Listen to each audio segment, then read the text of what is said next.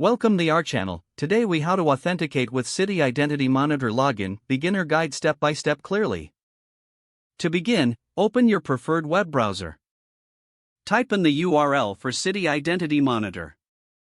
Press the Enter key to navigate to the website.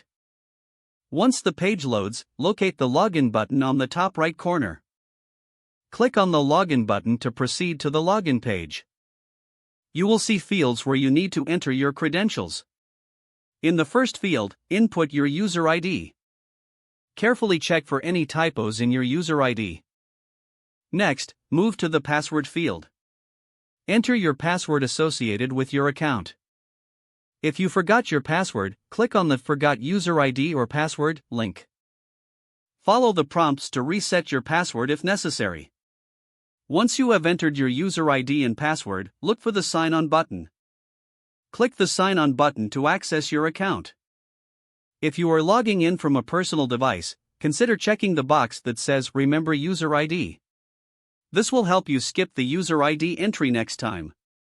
If prompted, complete any additional security verification steps. This may include answering security questions or receiving a code via SMS or email. Once verified, you will be directed to your Citi Identity Monitor dashboard.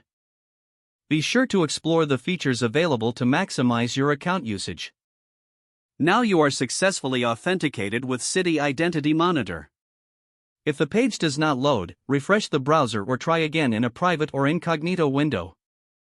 Make sure you are using the correct email address, then retype it carefully to avoid small typos.